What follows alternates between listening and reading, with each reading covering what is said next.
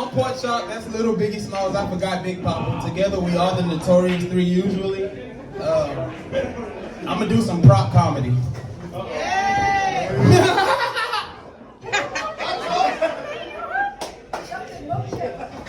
Nah, it's not a milkshake, it's a chocolate yoo-hoo.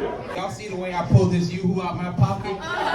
Very cautious, very mindful, very demure.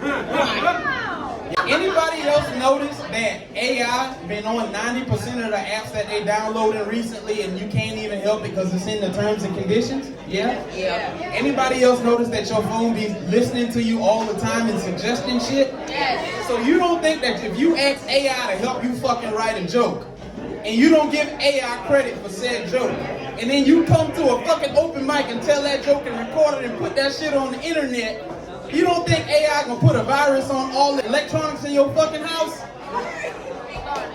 Yeah, you don't think that shit gonna make your motherfucking dishwasher start running at 3 o'clock in the morning for no fucking reason? And all the Bluetooth accessible devices is gonna start talking to you like Riley Freeman from the Boondocks. Nigga, you gay. You gonna pay what you owe, bitch ass nigga. Alright, AI, I gave you credit. You see? I gave you credit, AI. Stop turning on the fucking dishwasher. It's like, I'm just playing. I'm just playing. Also, I'm not really fat. This is a fat suit. In real life, I'm a skinny nigga like Eddie Murphy and Martin Lawrence, like they did in Big Mama's house in Nutty Professor. I put this on to make y'all laugh. When I slide in the car, I'm gonna take these titties off. I play entirely too much. That's why the ancestors don't fuck with me no more. Because no, for real. I know the ancestors, because they stopped talking to me. The ancestors used to talk to me all the time until, alright, one day I came inside the house and on the dining room floor, it was a fucking cricket, like Jiminy Cricket, but it was black. And I was like, what the fuck, is that a grasshopper? And that shit was like, no nigga. Brother PorkChop, come here and say I have a message for you. And I was like, what the fuck? Shut the fuck up. Nigga, that's why I don't be switching up on the weed man. Cause what did this nigga sell me? Got me in here talking to grasshoppers and shit. And then out of nowhere, when I was about to check underneath my foot to see if it was a talking grasshopper underneath there, a spider was like, oh no! Jola! Right. I am a non-civil trickster god, nigga. You just killed my best of, and I slapped that shit with a newspaper. I don't even know where I got a newspaper from. And I just kept hitting it until that shit turned into gold dust out of nowhere. And I was like, oh shit, nigga, I might have really fucked up. And I tried to pray over it, but I kept getting the busy signal from the ancestors every time. So I went to sleep. I went to sleep on it, and it took me to the ancestral plane, and Chadwick Boseman was there. And he was T'Challa, but that nigga was mad as hell. It was a purple sky and a tree, but it didn't have no panthers. It had pit bulls in it, and the tree didn't have no leaves. And he was like, nigga, what the fuck? Tell me this is not true. Tell me they're lying. And I was like, what you talking about? Chadwick, don't call me that. You know my name. Tell me, you did not kill Anansi, did you? Where the fuck did you get a newspaper from?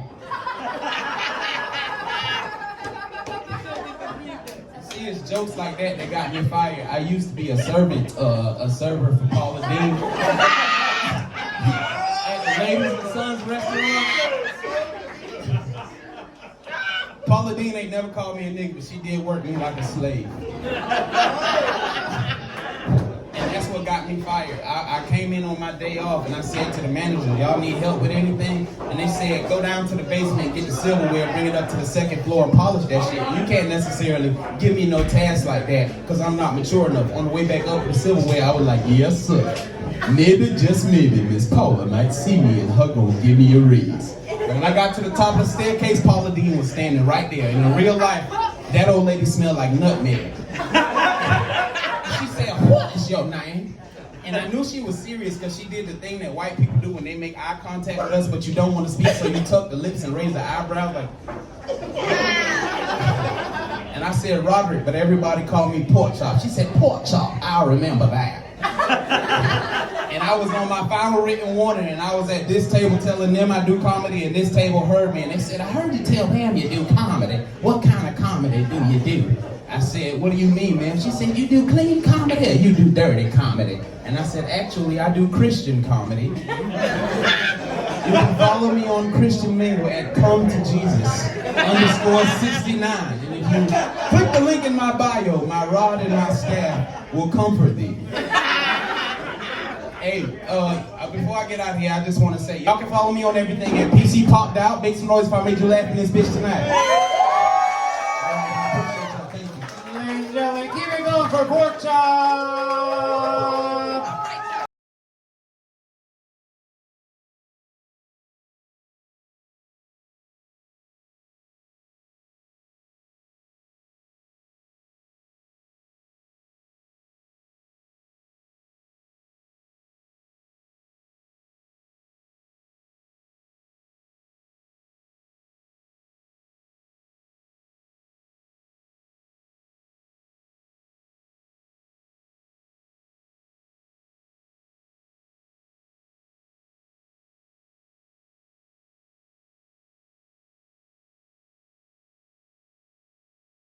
Sorry, baby. I was never broke. I was just I was just fucked up. Tell them again. I was never broke. I was just- I always had motion. You know what I'm saying? If you got no money in your pocket, but you got motion, you're not broke. You're fucked up. Just go and go get it. Wake up. Get out your seat. big.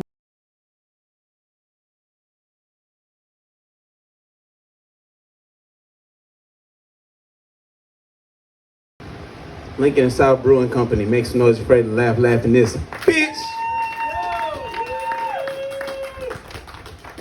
I say laugh because sometimes black people be saying shit twice for emphasis. Like I'm tired, but I ain't tired. Or like I'm hungry, but I ain't hungry. Like I got fired for being late, but I wasn't late. Like Derek, you kind of black. Like I'll look at you and be like, Derek, you know Tony? And he'd be like, what Tony? I'm like, nigga, Tony. Like I know that nigga, but I don't know that nigga. You know? Don't you agree with me, Meatloaf? I know you be saying the N-word. You don't say it twice. Hey, Jody, shut up. It's not your turn no more. God damn, you not about to do that. Not tonight, Jody. Not tonight. Nope. Hey, matter of fact, fuck it. Since you want to talk, let's talk. Jody, I'm gonna tell you, I smoke weed. You would annoy the fuck out of me if we was in a relationship. You be talking about all that little political shit like 98.8% of the time. Like, you know another thing, let's talk about the literal patriarchy of the goddamn... I'll be like, shit! Whole time, I'm high as a bitch, just looking to the right. Like, I know she can smell what I want to eat for dinner tomorrow. That's a Jooish joke. You can't spell it the right way. They'll get you. Where was I before she cut me off? I'm PorkChop. This is Little Biggie Smalls and Big Papa. Together we are the Notorious 3. If you're wondering why big nigga got a couple action figures of another big nigga, it's because representation matters, and I feel like right after gay people, they gonna give fat people rights next. They talking about giving black people reparations. I don't know if they gonna do it or not, but just in case they do, I'll be keeping them with me because I want my 40 shakes in a pool.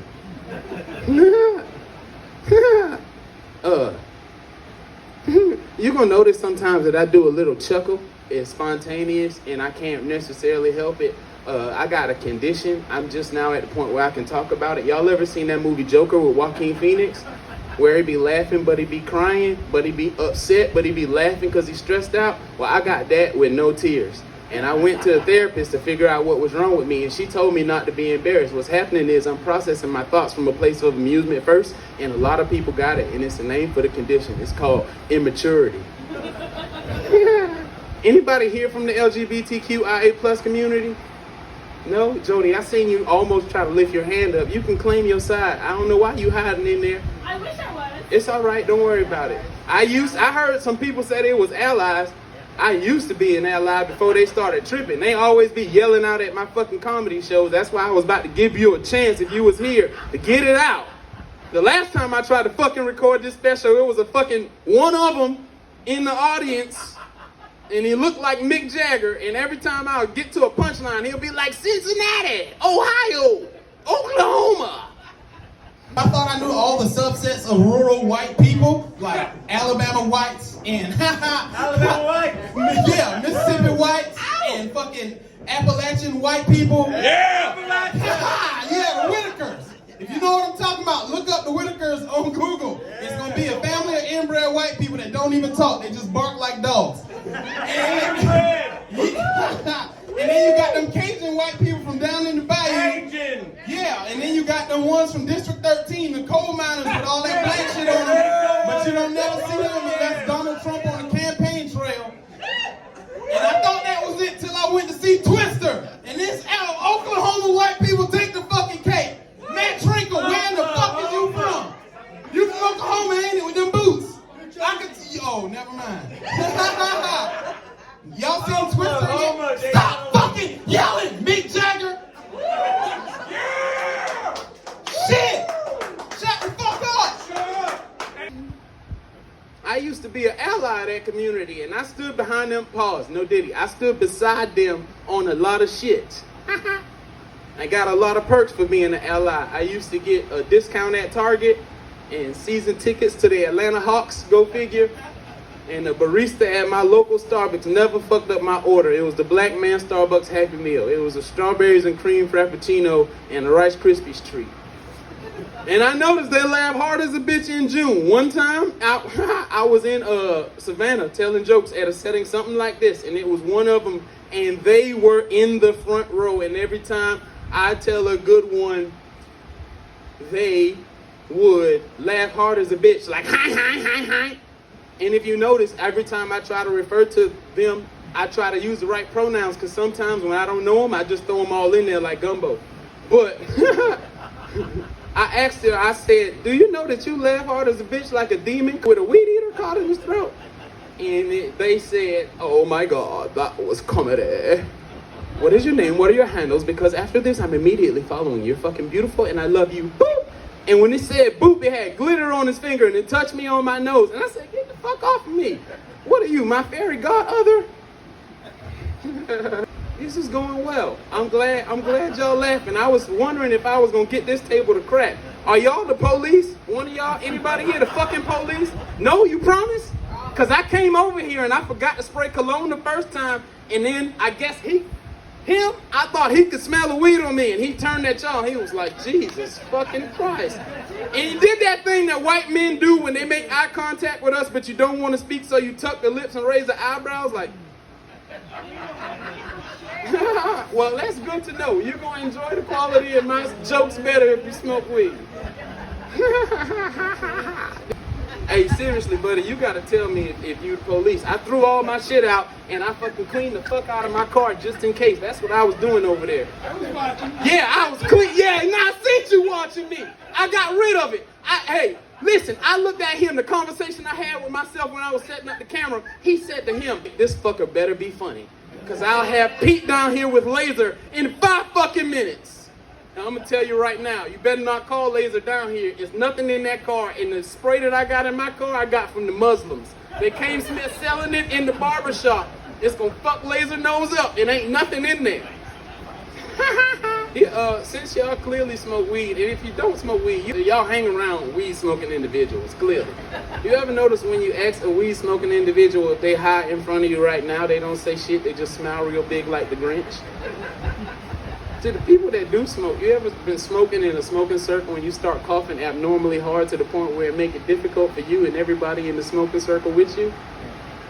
Well, that's what happened to me, except it was my blunt. And if it's my shit, you need to shut the fuck up if I cough hard. Because I didn't want to pass my shit to you anyway. We just happened to be at a fucking Thanksgiving. And I got surrounded by a mob of people that I never fucking talked to. And I was smoking by my fucking self. And a motherfucker came and stood next to me, and I start coughing on my shit. And she gonna talk about, should I be concerned? Damn, coronavirus. I got anything to be worried about? Yeah, bitch, you fucking the general manager of Dick's Sporting Goods, and he is married, and you be in them people's house. You need to be worried about his wife coming home, because she go to the gym at the same time as me. And you should see what she bench press. So then I went in the house to try to go make my plate or whatever, and my cousin was in there, and I immediately had to bust a U-turn. So I came back outside to roll me another one, because I only got to hold my shit one time. And I hate it when you hand somebody your blunt and they come back a little corner. I just let them have it, like, fuck it. So now I'm standing beneath the tree at my grandma's house smoking on a Rod Wave. I call the blunt that because it was fat and it's personal, and I don't know if y'all gonna understand that reference at this table, but don't worry about it. My cousin brought his ass outside to hit my shit, and he got a cleft lip. You know what that is?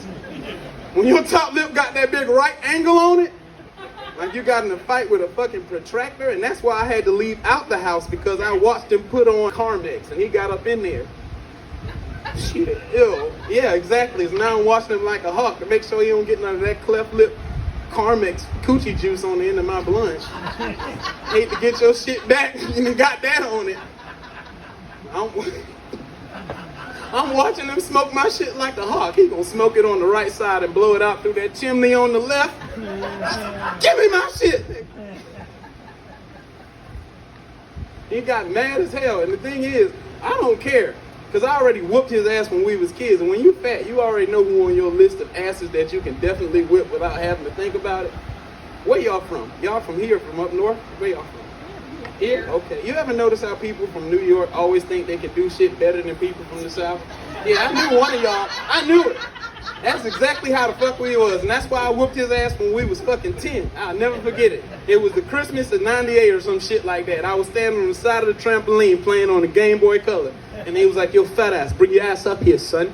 You ever seen what happened when fat kids jump on the trampoline with skinny kids? We go like this, but they go like that. I got tired of that shit. I said, I'm not coming up. This is what your fat ass want to do. Sit on side trampoline, eat Debbie cakes, and play video games and shit, big nigga. I said, that's all you want to do is scratch that fucking beak on your lip, you fucking pterodactyl. Fuck you. And up until that point, nobody had ever dissed Daquan's lip. Because we know we'd be grounded until we fucking die. Our parents did not play that shit. He adopted too. Woo-wee. And he dived off the trampoline to attack me. And what do you think I did? I fucking moved. And he dislocated his shoulder. And I climbed on top of him and mounted him and beat the shit out of him as a chubby kid. And my auntie came on the porch and she was like, oh my fucking God. Look at that big ass kid. He's like a grown ass man. Get him off of my son. And I was like, fuck you, Aunt Vivian. You smell like loose change. You smell like a walking Newport, and I hate you, and I can't wait until my Uncle Larry divorced you. Because she wasn't my real aunt. If any of y'all white people that's from here got connection to the Savannah Bananas, y'all need to let them know that I'm an amazing comedian and I deserve to throw the first pitch. No, for real. Because I feel like they're equal opportunity opportunists because they let, it's a man with no legs. He just got 2 hands and an upper body and they let him run from first base to second. And he fast as a bitch. They call him the fastest man on 2 hands. And he can do a backflip like that too. Now coming to pinch run, the fastest man on 2 hands. Please welcome Zion Clark. What a story, his background, what he's been through, and to come out here and pinch run in front of a sold-out crowd, 35,000 fans. We want to give hope for everyone. We want to see that anybody can relate to anybody in banana ball. Your differences make you stand out in banana ball, and that's what this was built for. And we're never going to stop looking for those opportunities to make people shine and for people to recognize and honor those people that need to be honored. Like, y'all probably never seen Aqua Teen Hunger Force, but just imagine a cup with 2 hands. Or like, he rounded off at the bottom, so like a lowercase u. You know? All that matters is I can tell that they let him run the first base because he ain't faster than no nigga with 2 legs. And they let him like slide his butt, well, his waist across the base. So I know they should let me throw the first pitch. So if y'all got any connections, just plug that in there. Speaking of Savannah Bananas, I'm very proud of having this shirt on. So I don't give a fuck what Chris Davidson said about my 2XL shirt. I used to be 423 pounds and now I'm 279 pounds. And I just got into this shirt. Thank you, I appreciate it. White people always so supportive of weight loss. And I'm not gonna tell the rest of that joke. No, it's okay. All right, fuck it. Whenever I tell white people I lost weight, y'all talk to me like Matthew McConaughey. All right. How do you do it? I tell you what, you look great, Big Daddy. Keep it up. Never mind. I'm not gonna tell the rest of that joke. What I will say is, today was the hardest I got roasted in my adult life since I graduated high school. And it's because I had on this shirt, but I don't care. Nobody gonna make me feel bad. So I got a little Bergen sister that kind of looked just like me in the face, but she a little bit lighter skinned. And I called her wearing this shirt, and she saw me and went, ah ha ha! Woo! Well, look who called to brighten up my day in that shirt. Well, pause. Let's stop the joke right here. Let me give you a little bit of context. My name is Roderick Levon Dunham. It's spelled like Levon. Hold it right there. Like I said, I lost the weight, number 2. Number 3, I work at a Caribbean and West African cuisine restaurant as a server, but it is my dream to be a comedian, okay? Keep going with the joke. She sees, thank you, I appreciate it. She sees me and says, ooh, shit, you look like mustard. Roderick Dijon Dunham, number 1. Look at you, looking like Princess Tiana from The Princess and the Frog, on the way to the Cajun Cafe, but you really want to live your dream of being a comedian. Boy, you look like a Sunjoy. And that's what took the cake. I said, did you just say that I look like a Chick-fil-A Arnold Palmer? Are you saying that my skin is the sweet tea and the shirt is the lemonade? And she said, that's exactly what I'm saying, and it was my pleasure. And what pissed me off about it is this wasn't the first time I've been called an Arnold Palmer. And when I started this comedic journey 5 years ago, some of my best material I wrote in the local Chinese buffet sitting there for hours. And when I first got there, my favorite server, her name is Sheila, and she used to look at me and say, what you want to drink? And one day I hit her across the head with an Arnold Palmer, and she said, what that? And I tried to explain it, but she wasn't trying to talk to me in Mandarin never mind. She went back to the back and had a conversation with them, and I seen another one say, it's sweet tea Arnold Palmer. And she said, oh shit, Arnold Palmer, no. And she brought it back and said, I got it for you. And then every time I came in after that, she see me and said, oh, Arnold Palmer, I got it for you. And then I lost the weight and I stopped eating Chinese food for a while. And then I went back. She said, oh shit, Arnold, you're not big. I'm sorry I'm so good at that accent. I promise you it's not from a racist place. Y'all be smoking weed. You ever notice that sometimes when you smoke weed before you go to bed, the shit that you was thinking about right before you went to sleep, it be in your dream? Well, I don't know why in the fuck I had this dream, but I was a Lego character. But it fucked me up because I wasn't a black Lego character. I was Chinese. And you're probably wondering how I know that. It wasn't because I was yellow. It's because I had the accent, I had the voice. But I know I wasn't Japanese because I didn't sound constipated. Like, you know how they always sound like, oh. I didn't sound like that. And you know how when you be high in your sleep, you process your dreams in real time as you're figuring it out. I was standing in a Lego mirror and I had to see hands and I was touching my face like this right here. And I seen myself in the Lego mirror, and then the music started playing. But I knew it wasn't racist because it wasn't like ding ding ding ding ding ding ding. It wasn't that. It was the Dragon Warrior music.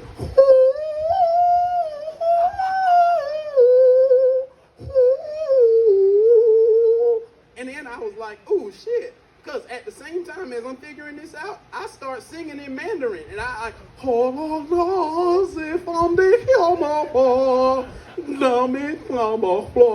and I don't know how I know this shit, but as I'm figuring it out, I'm like, ooh, shit, buddy, I am like a fat-ass Chinese Lego Luther Vandross.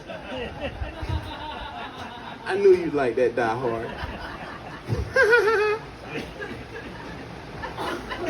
Y'all ever seen, y'all ever seen Black Panther 2, Wakanda Forever? Yeah, nice. You ever seen Avatar 2, Way of the Water? Nice, okay. Nice, you don't like this. Both of those movies taught me the same thing about myself. That I need to go ahead and learn how to swim. This whole time I've been taking it for granted because fat people can float, you know.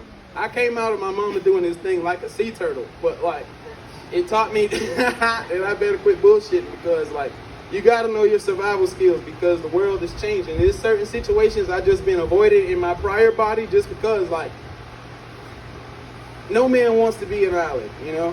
And like, I hate to be in a doomsday situation with you and then I be hanging off the cliff because y'all two seem fond of each other. You look like if she was hanging off the cliff, you might take your arm and hang over the edge and try to like pull her up. But I would not expect her to dislocate her shoulder trying to pull me.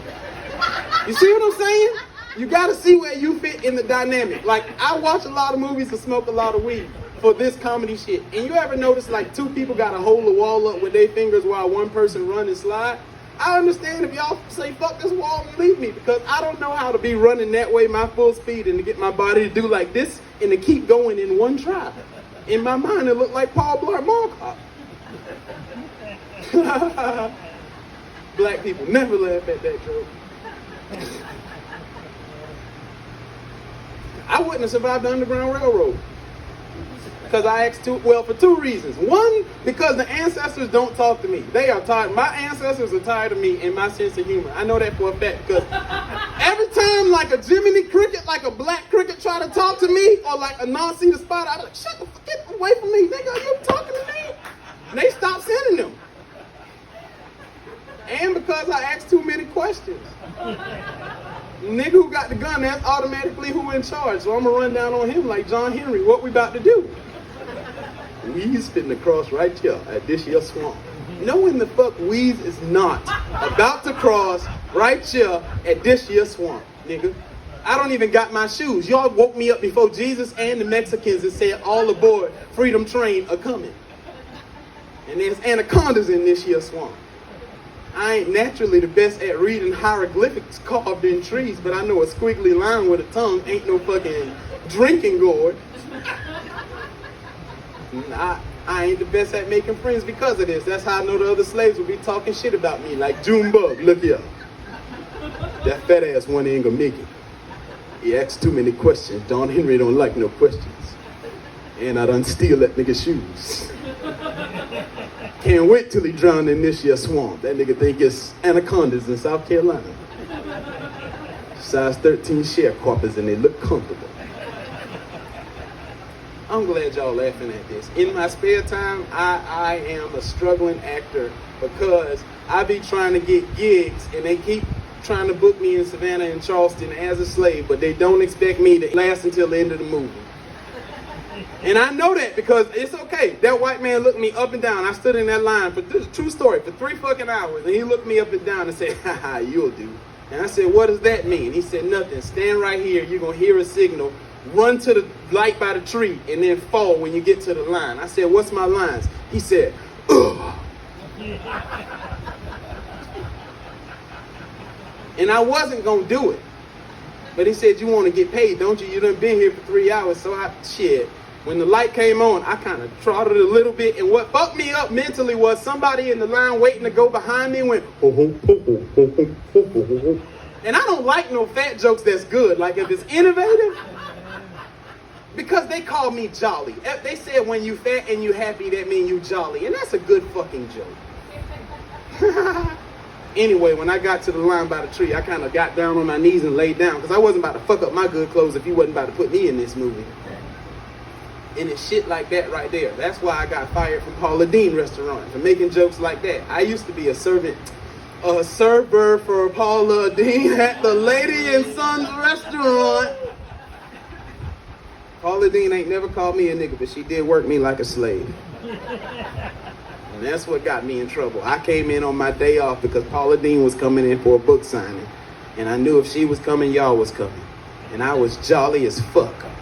And I said to my managers, do y'all need anything? And they said, go down to the basement and get the silverware, bring it up to the second floor and polish that shit. And so you can't necessarily just give me no task like that because I'm not mature enough. On the way back up the stairs, at the second flight, I was like, yes, sir. Maybe, just maybe, Miss Paula might see me and her might give me a raise. And when I got to the top of the second staircase, Paula Deen was standing right there. And in real life, that old lady smelled like nutmeg. And she said, what is your name? And I knew she was serious because she pronounced the H in the what. And like, you know, like I said, like you, she tucked the lips and raised the eyebrows. And I said, Roderick. But everybody calls me PorkChop. She said, PorkChop. I'll remember that. And I knew I was on my last leg in there because my assistant manager told me, I don't know what you did to Paula, but you better walk right because your ass is almost out of here. And I was doing real good. I was at this table telling them I do comedy, and this table heard me. And they was like, I heard you tell them you do comedy. What kind of comedy do you do? And I said, what do you mean, ma'am? She said, you do clean comedy or you do dirty comedy? And I said, actually, I do Christian comedy. You can follow me on Christian Mingle at Come to Jesus _69. And if you click the link in my bio, my rod and my staff will comfort thee.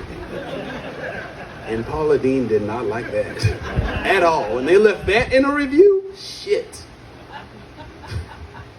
And I was pissed off until I seen her recently. That Ozempic is kicking her ass. Have y'all seen Paula Deen lately? Shit. It's like she caving in, and she making spicy broccoli now. I'm like, I know you ain't just switched up on the fat community like that, Paula. But I had to stop telling that joke because her sons wrote me a cease and desist on a picnic napkin written in crayon. It said, "Hey fat ass, we seen that joke you've been telling about our mama.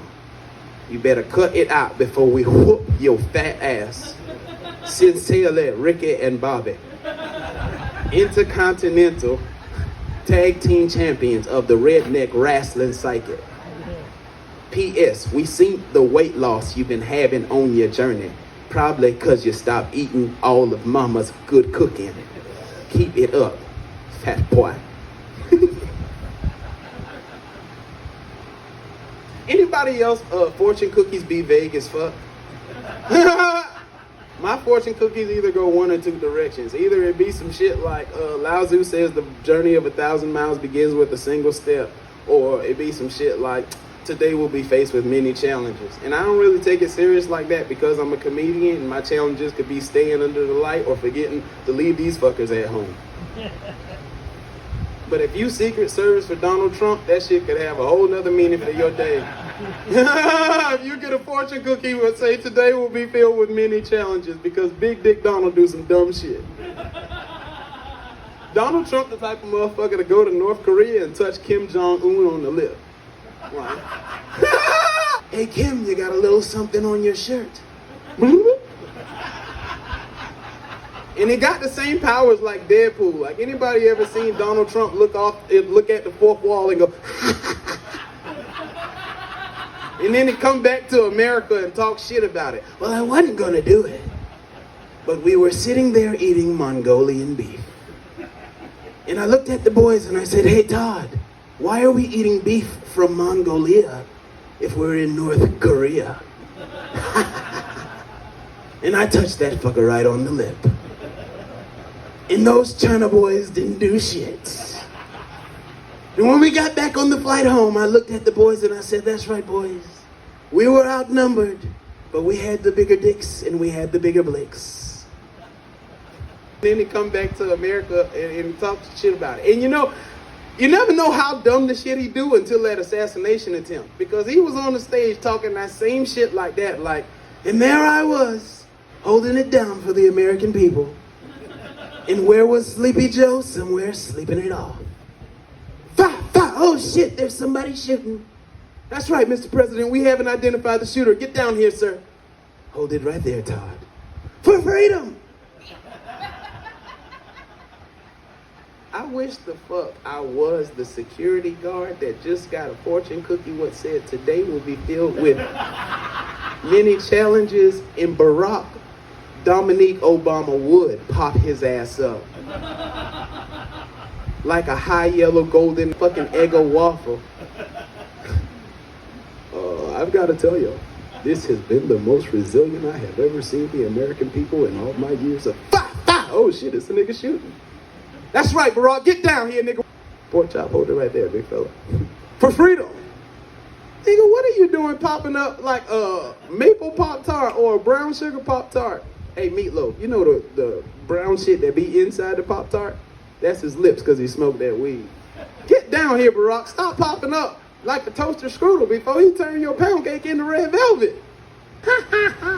Hey, any of y'all older white ladies at this table divorcees or like, like y'all husband done passed or some shit like that? You? Oh, respect to you, man. No, for real. I was just looking to see, you got a beautiful smile. I'm trying to recruit one of y'all. If y'all ever trying to recruit one of me, I'm trying to have some good times. And I want an older white lady like you.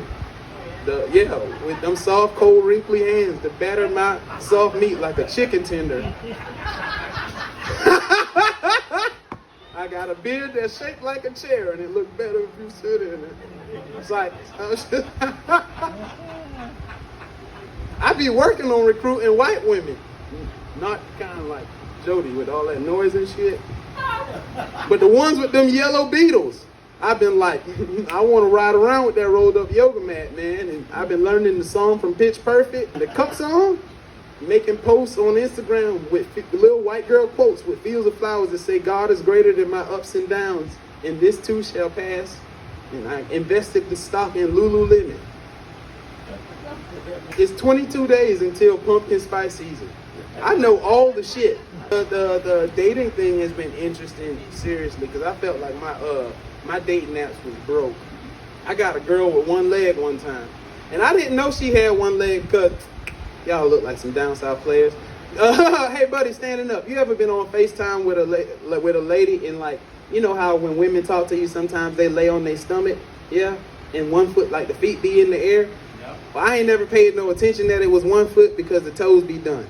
If you were dating, how I go these days is when you live in an apartment, you got to give the female directions to where you live and tell her to park in one of the handicap spots. Well, when she pulled up in an Astro van, and it had the hover round thing on the back, and I was like, shit, your grandma not about to get around for a little while because I'm definitely about to get my horn polished. And when she got out of the car, she had one Jordan 13 and two crutches. And I didn't have time to process it because she got up those stairs fast as a bitch. And I don't know how, because I lived on the 3rd floor. But I definitely still did the Dino. I gripped that shit like a grapefruit. And I licked it. And never mind.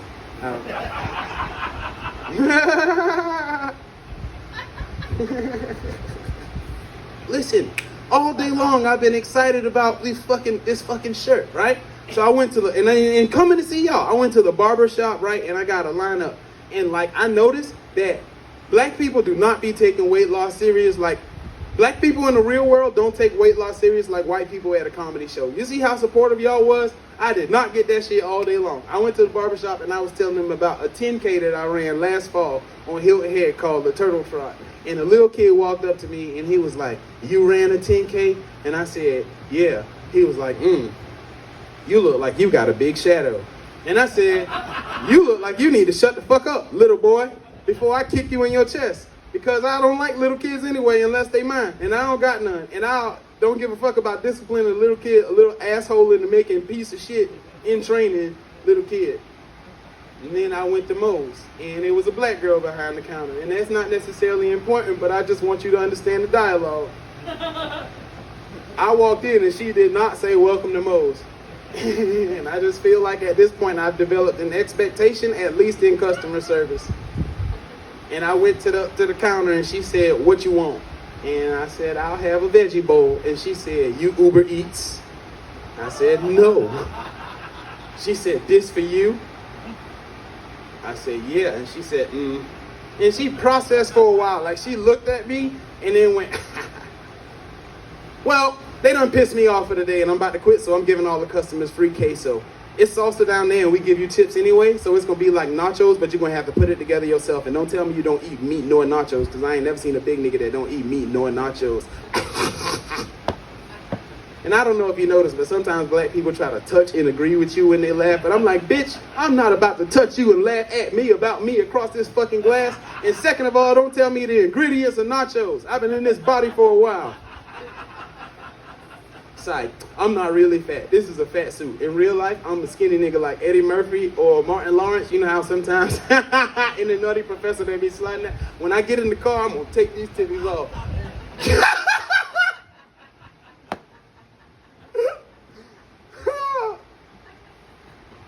And then I went to my cousin's house, and the one was over there with that motherfucking cleft lip, and another one. And I don't know if you know, but if you're a comedian, right? Meatloaf, you ever notice that when you tell other people you do jokes, they try to tell you their best shit? You seem like that type of person. Yeah, exactly. Well, when I went in the house and my cousin just kept getting off on me, no diddy. He just kept on roasting my fucking ass back to back to back. Like, as soon as I walked in, he was like, hey, yo, fat ass, every time I see you, you always got on camouflage, but I always see you, son. You never hidden from shit, yo. Fucking comedian, yo. You built like a smart car, son. If you was a rapper, your name would be Big Tesla. Anybody ever tell you you look like an assistant football coach? You look like they don't pay you to be there, so you don't feel the need to run down the length of the field. You just stand at the 40 and wait for the ball to be going our way, and then go, come on, come on, come on.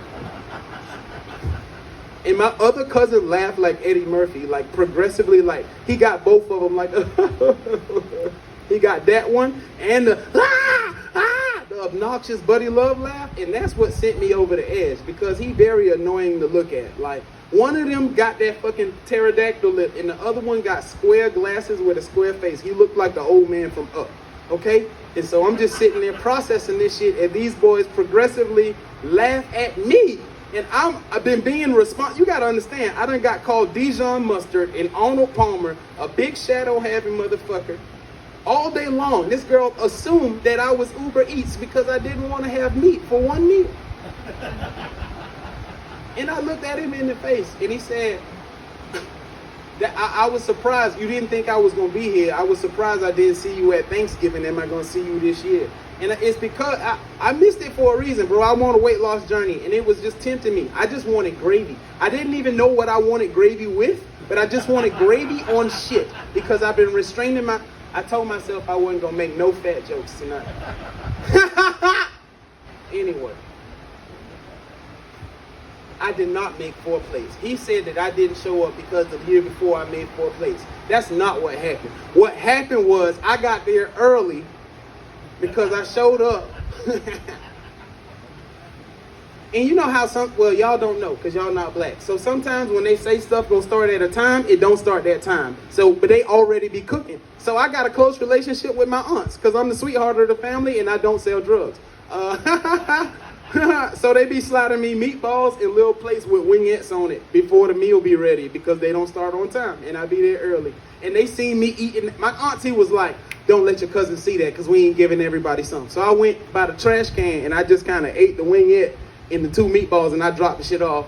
And then when it was dinner time, I made my regular plate and then I had seconds and then I had dessert. But I didn't even crash out. I just had like a piece of cheesecake or some shit like that. And they called that 4 plates and I don't think that counts as 4 plates. But I'm not about to explain myself to no piece of shit. Fucking 4 plates. Do you know you're adopted? Nigga, you had 4 mamas. Legend has it, your real mama still don't write you back. They say, my mama was talking to my auntie and she said the reason she got you is because your mama took you to Burger King and she paid for the Frosty but left you. You was in the play place. You know that little Frosty bubble where the little kid can see you but you can't hear them? She left you in there going dong, dong, dong, dong, smelling like feet. You had to have a childhood to understand this joke. And then you got adopted by that one black lady that talked to you through your teeth, but the lips don't move like, shut up, get in the corner, in the corner. Then that white lady got you and made you play football. Now you landed on us. And my cousin with the square glasses sitting there like, that ain't funny, boy. You shouldn't make jokes. I said, shut your instigating ass up. It was funny a minute ago when it was on me. Do you know that I saw your medicine bottle in the bathroom cabinet for that Sky Rizzy? And I smoke weed and listen to Pandora. I know what Sky Rizzy do. Nothing is everything. They said that Sky Rizzy is for mild abdominal psoriasis in your body and possible Crohn's disease. So that means on one end you got achy bones and on the other end, I don't necessarily know what Crohn's disease means, but I think it means you got a man period and once a month you gotta wear man tampons for your asshole. So you better shut the fuck up before I call another woman in here that's on her cycle and they'll set your shit off and you'll be in here crying and craving chocolate and breaking out in the face. I'll make you call your baby mama and try to figure out where it went wrong, nigga.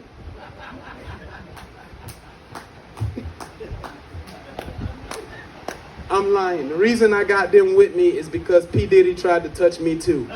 It was when he was recording the Bad Boys of Comedy Volume 3 DVD, and I was trying to be in it. And they said, if you want to be in the DVD, you got to come to the party. And I went to the party, and I set them at the bar so that they could watch the scene. And I was standing there drinking a tonic and lime so nobody didn't slip me nothing. But he still sneaked up behind me and put his arm around my shoulder like this right here. And he said, Choppy Poppy, take that, take that. And I said, I'm not taking anything, Mr. Combs. Unhand me.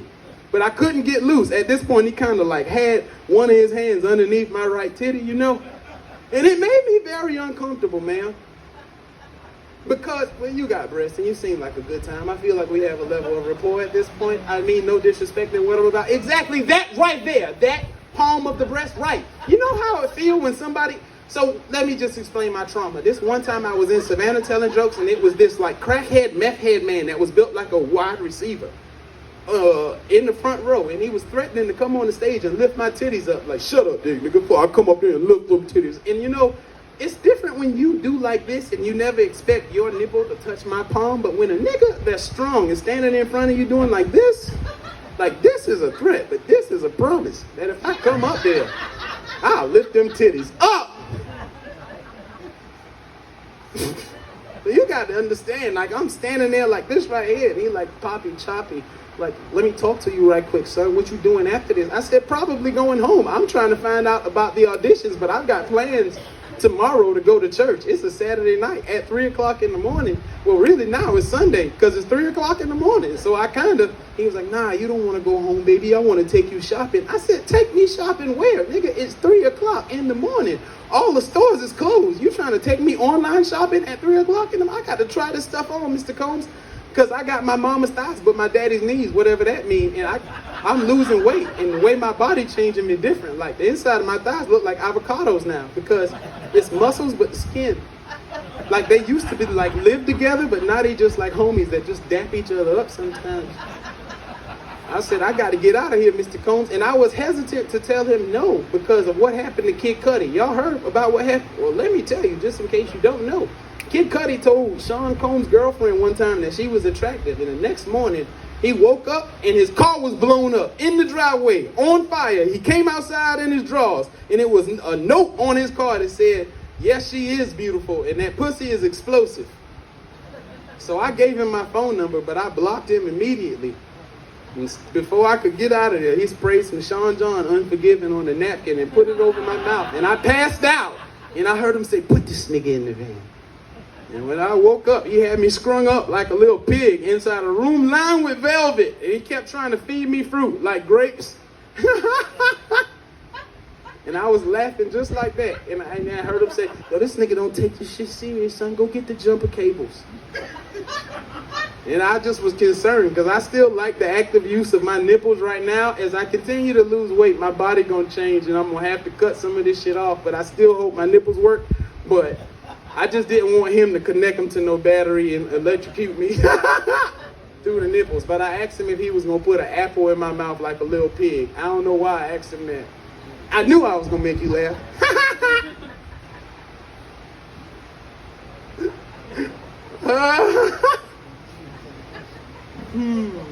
Let's see if there's any other jokes. What are you doing? What? Nipples work. What the fuck are your nipples supposed to do, bruh? Oh, Jody, please don't do this to me, bro. I don't know. I don't know, man. See you. All right, thank you, man. I appreciate it. Yeah, thank you. Thank you. I appreciate it. Thank you. Y'all are so supportive. I love this for me. I know that I got a future in somebody's community. You know what I mean? Oh, that's beautiful. Y'all are fucking awesome. She's right down the street. I'm gonna come back. If y'all don't have me, I'll come back and record all the fat jokes. How was I tonight? Was this good for y'all? I got a Diddy party to get to. Yeah, I appreciate it. No Diddy, bro.